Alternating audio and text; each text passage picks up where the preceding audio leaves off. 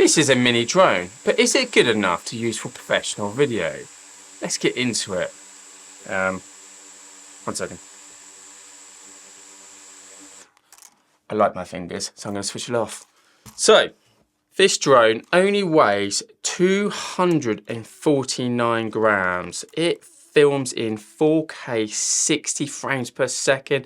HDR, it does vertical shooting where the camera turns to the vertical mode, obviously. And it can fly up to 34 minutes. That's right. 34 minutes to fly this mini drone. This is the Mini 3 Pro, the Mini 4 Pro is out. It's more or less exactly the same, but the Mini 4 Pro has a few more features. I don't own it, but that's not the point of this video. Now, it's a little placky. It is what you expect. It's 249 grams. They need to save the weight from somewhere, and it does it through all the really thin plastic. Now, it's a good thing. Fact it's thin and plastic and flimsy. It means if it's going to hit anything, it disintegrates. I know, I've done it with a previous drone. This is my second one. I crashed the other one trying to film a professional athlete on a scooter. It did not go well. I was stupid enough to switch off the sensors. It feels great in the hand. It folds really easily, and you know that's what's so good about it. It's small. It's tiny. You can take it away. I mean, look at this little bug. Look, it's all tucked up, ready for bed. You've got downward sensors, you've got some forward sensors. On the latest one, you've got some rear sensors, you've got actually 360-degree sensors around to stop you from crashing it. Now, we do use this for commercial use, and I'll tell you why. The biggest reason is to minimize risk.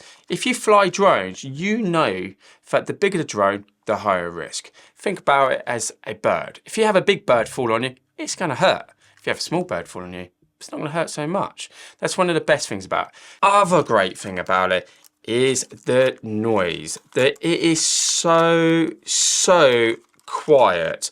So I wouldn't advise this at home at all. This is a very risky thing to do. It's got no prop guards on it, so if you do tend to do it, be careful. I've been flying drones for 7 years. Now, I'm just going to power on the motors. You can even hear by this, it's not very loud.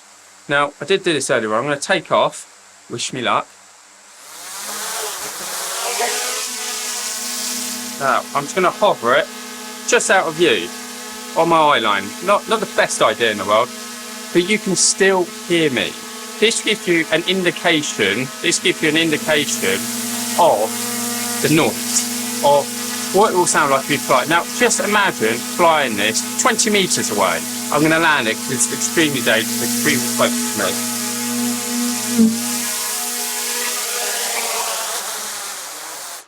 7 years of flying and I still get nervous. I mean, imagine one of these things chopping into your eyes. Not very nice. Don't do it at home.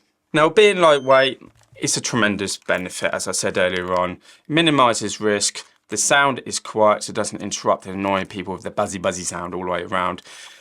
This is my go-to drone for most filming.